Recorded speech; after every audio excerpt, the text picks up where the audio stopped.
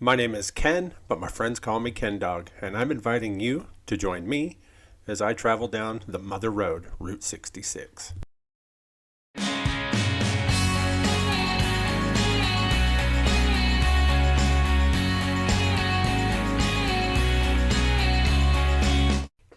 It was finally the day I'd been looking forward to, the day that I would start the journey on Route 66 from Chicago back home to Oklahoma to complete the entire route for the year.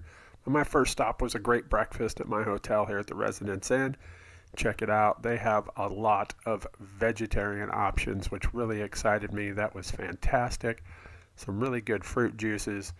The whole place was amazing. I mean, it was almost like being in a restaurant buffet because that is much better than any breakfast that I've got at any hotel before. So after I checked out, I was on my way to their parking lot, which was a couple blocks up the road, so I can start my trip on Route 66. That was my only night in Chicago. I really wished I could have stayed longer. I love this town, but it was time to get ready and drive Route 66. So coming out of my hotel was a little tricky because their parking garage that they use is actually not part of the hotel. It's actually a paid lot, about a block and a half, 2 blocks away from the hotel. No big deal. It was easy to get to the hotel from there, so I had no problem with that. It was just a nice little walk. But once I got out of the hotel, the excitement started building. I was in Chicago. I was ready to do this. I was finally going to start that drive on Route 66, but I had to get there first. I absolutely had to get there first. So that took a little bit of time because, as you can see, traffic in Chicago kind of sucks. Even on a Tuesday morning, early Tuesday morning, it wasn't too good. I mean, there's not a lot of people out there, but just look at these lights. These lights are horrendously long. They remind me of the ones in Florida. Florida has always seemed to have the worst lights, in my opinion, the longest lights. There could be nobody coming from anywhere and you're just going to sit there. These reminded me of it. But at least here I had a much better view, a lot more to look at while I was stopped. I don't spend much time in big cities. I really don't. So to be here to see these buildings, how tall they are, just kind of blew my mind. So I was just soaking it all in. I would definitely suggest, especially if you've never been to Chicago, I would suggest that if you're going to do Route 66, that you come and you spend a couple days here to be able to see everything. I mean, I did a few things yesterday, but again, I've been here so many times through the years that it paid me no never mind, honestly. I was able to get out and do what I wanted to see and do just to enjoy it. And it was a good time. Chicago was a lot of fun. While my hotel was less than a mile from the starting point of Route 66, it did take some time to get there. I mean, literally. So I had to drive through this traffic and everything, and you have to wind around to be able to start it properly. So you got to go down towards the Chicago Art Institute, take the turn there. But, you know, I could have walked there a whole heck of a lot faster than I went in traffic. But before long, I was there, and none of that mattered.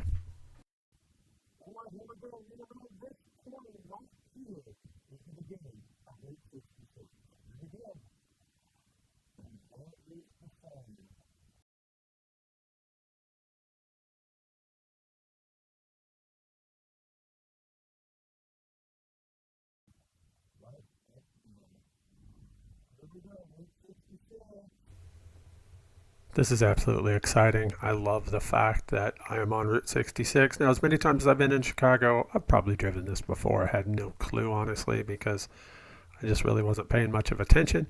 But this is really cool. There's a lot of things to see between here and my first stop. So I'm going to show you a montage of photos here. Let's check it out.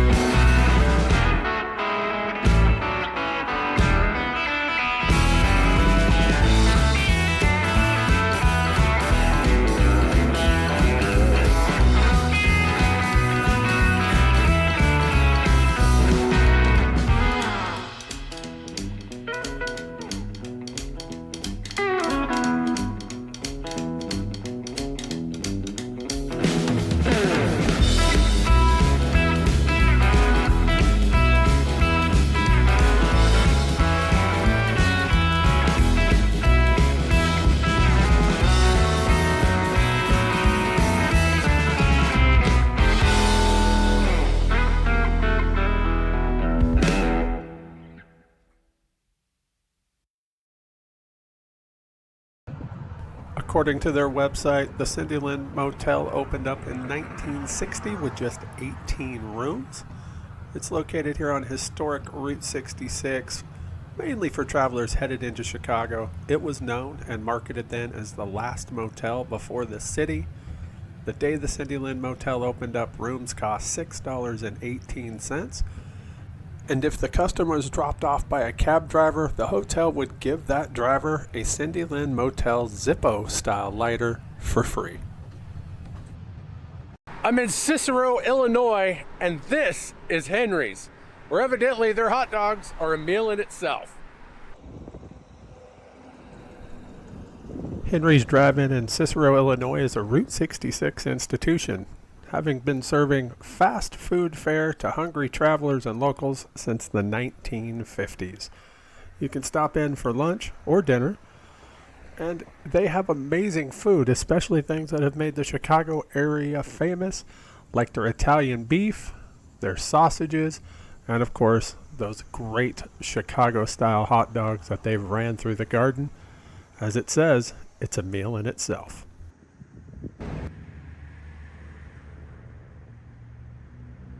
You really never know what you're going to see on Route 66, and I was cruising up just after leaving Henry's, and I looked up and saw this guy. I don't know what he is or why he is, but he's one of those giants, they call him. The first of many I'll see along this trip, but this was for Stripes Barbecue, and while I was checking him out, I couldn't help but notice this mural on their wall, so I really wanted to take a closer look, so let's do that.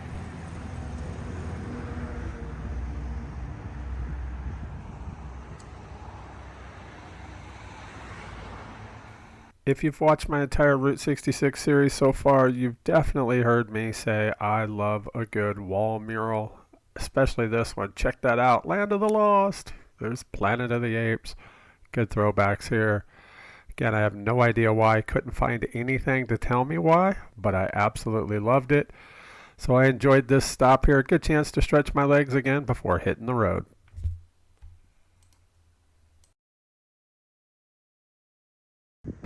I made it to McCook, Illinois. Check out that sign. Look at that thing. Until doing this trip, I'd never heard of the town of McCook. I highly doubt I've even driven through it as many times as I've been to Chicago, even though it's a town of about 200 people just outside of Chicago. It's made famous because, well, this sign here, which looks a lot like the one in Las Vegas. Of course, lots and lots of people stop by every year to get a picture. It sits in the same parking lot here as the Steak and Egger. Now, the Steak and Egger was opened originally back in the 1950s with 20 seats only. And they've been operating ever since. They like to boast that they serve about 1.25 million eggs every year. I wonder what the prices currently are doing for them with that, right? But that's a lot of eggs no matter how you look at it. I'm at Del Rey's Chicken Basket in Willowbrook, Illinois. Del Rey's Chicken Basket began its life as a simple lunch counter selling sandwiches in a gas station along Route 66 in the late 1920s. In 1938, two local farm ladies entered and overheard the owner complaining about how he hated working at a gas station, so they offered him their famous recipe for fried chicken as long as he would buy the chicken from their farm.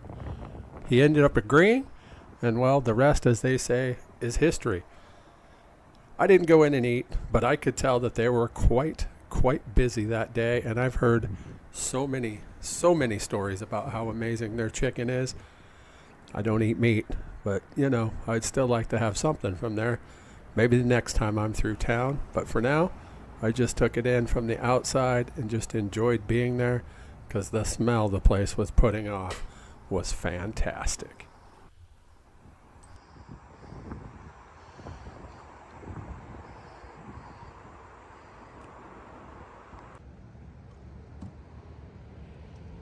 My next stop was just up the road from Del Rey's Chicken Basket at a place called White Fence Farms. Now, I found out that a lot of places were not open on this day. It was the day after Labor Day, so a lot of places were taking 2 days off in a row. So it wasn't open. I couldn't have gone in. Not like I would have anyways, probably, but It would have been a neat little place to check out if I could have done a walkthrough. But White Fence Farm has been open for more than 75 years, and it's famous for, believe it or not, we can see the big old chicken over there, right? It's famous for its chicken dinner. So this is back-to-back chicken places, and I don't even eat chicken, but they are quite popular, so I did want to stop by. One thing that I would have really loved to have seen here is their large collection of old cars and various machines and antiques. Man, they've got a ton, it sounds like, but I didn't get the chance to go in.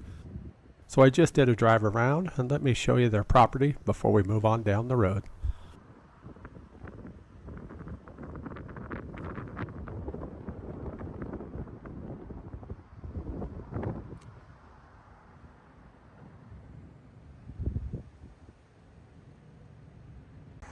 It's the Rich and Creamy in Joliet, Illinois, and that right there is the Blues Brothers.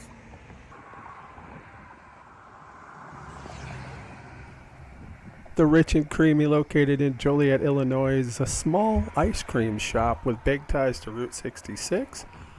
It's a tiny little place, and it started its life as the Creamy Delight in the 1970s, but this building was actually built in 1965 as a throwback to some of the buildings along Route 66 in its heyday.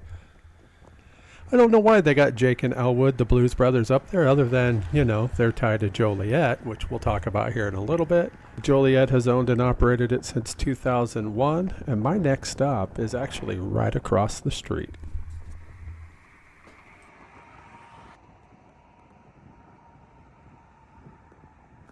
So just across the street from the Rich and Creamy is Dick's on 66. Yeah, it's a tow truck company that has turned itself into a great place to stop, take some photos, and view a little bit of history, because these bricks are from the original roadway of Route 66.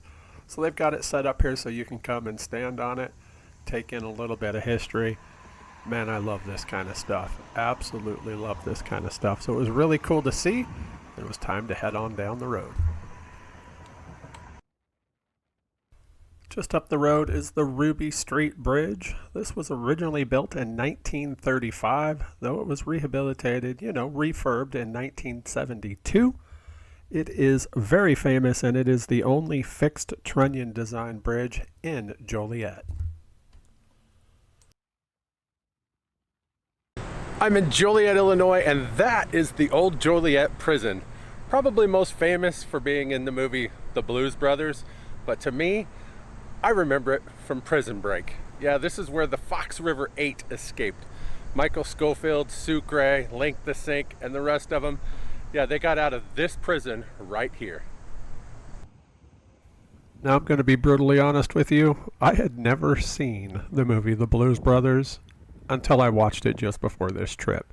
Yeah, I decided, why not? Since I was going to be coming by here, I wanted to watch it, so I did. Oh my God, have I been missing out. I've watched it a couple times now since then. But yeah, this is the old Joliet prison where Jake and Elwood were incarcerated. Now, again, as I mentioned, I remember it more from the TV show of Prison Break. Yeah, I've watched that series I don't know how many times since it debuted. So it was just kind of, almost freaky to be there and realizing that that's where not only where they filmed part of it, but that is the prison that we saw for all the exteriors and stuff for that show. So I absolutely loved getting to check it out. So I'm going to drive around, show you a little bit of it. So let's go.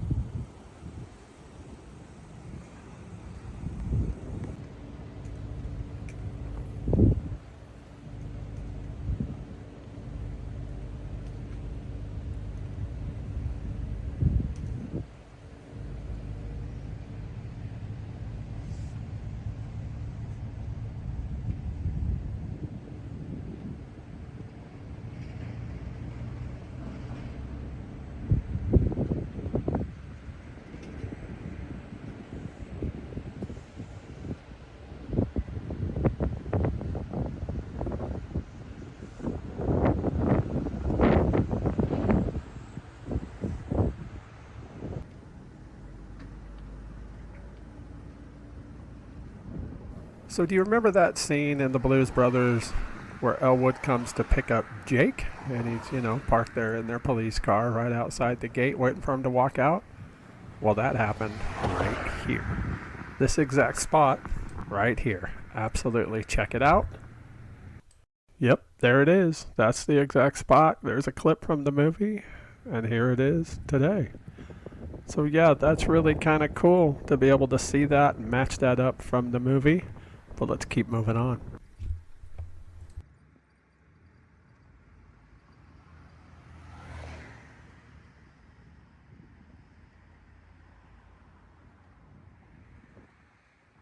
Construction began on the old Joliet prison in 1857.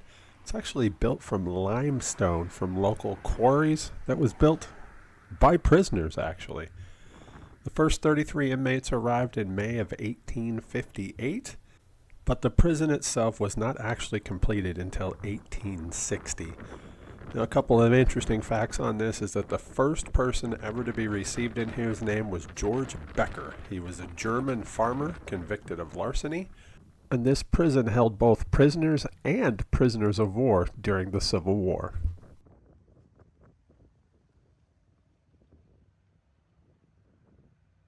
As fascinated as I was by this prison, there was a few other things here in town that I wanted to see before heading down Route 66. So let's go check those out.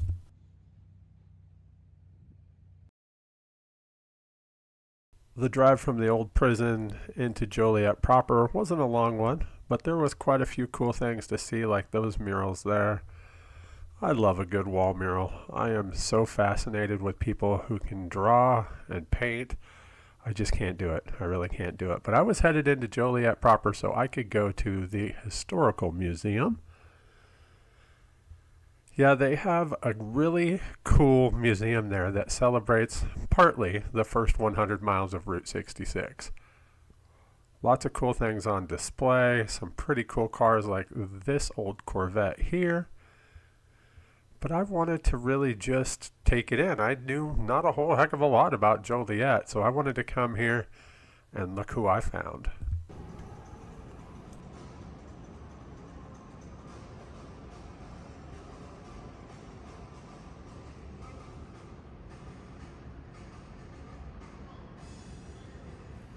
If you look close, you can actually tell that what they're wearing here was screen worn from the movie, so that's really kind of cool. I don't know why that fascinates me, but it's just really kind of neat.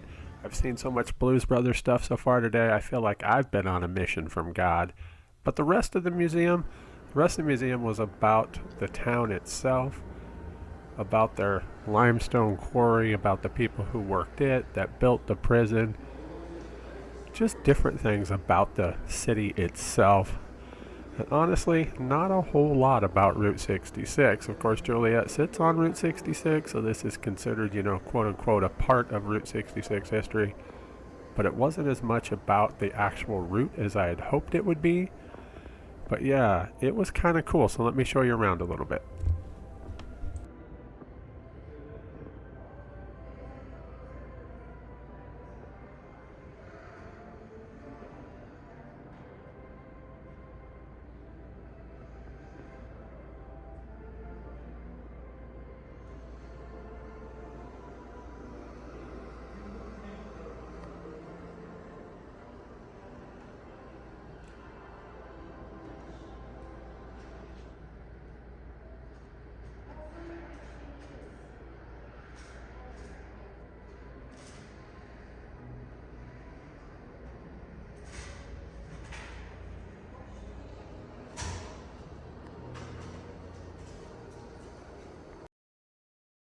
I absolutely love the stained glass here that they have. They have several different panels depicting different things throughout the years, dating, way back to biblical times, and it was fascinating, absolutely fascinating. I didn't find anything that actually told me why they have these or if they're from something original and were moved here, but I absolutely loved it. So, yeah, my time at this museum was a lot of fun. I mean, there's a lot of things dedicated to the people of Joliet and their history. So much to check out, of course. As with any museum that you do on a trip like this, you really don't get to spend the amount of time there that you really want to. but I looked and saw as much as I possibly could while I was walking around, just to be able to see as much as I could. I took a lot of pictures, honestly, just to be able to look at them later, to read what they had to say, like this one here, just so I can try taking it all in, at a later time, because I had to get back out on the road. This is just day one of this trip, and I'm only just a few hours into it, honestly, and I'm already running out of time.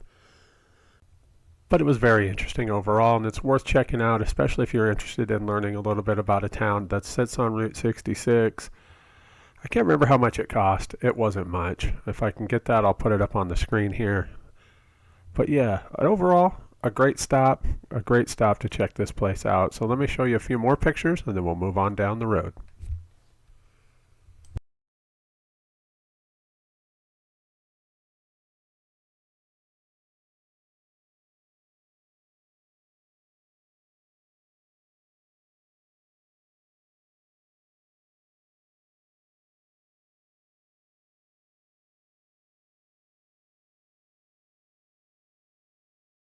After leaving the museum, I had one more stop just up the road. Yep, still Blues Brothers related. There is a ton of stuff there Blues Brothers related in Joliet. This was at the Route 66 Food and Fuel. Let me show you what I found.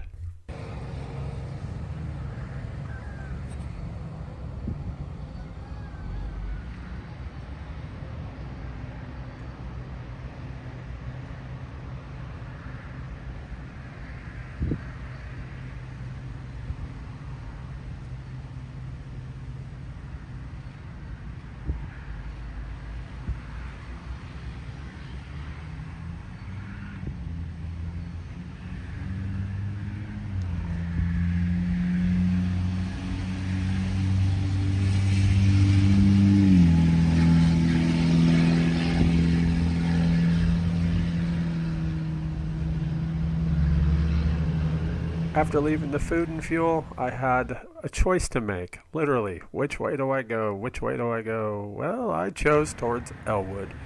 Elwood, Illinois, of course, Elwood, because it's just been a Blues Brothers kind of day. So I came over here to see this memorial dedicated to their local workers, and I'm figuring this is probably a good spot to end this video.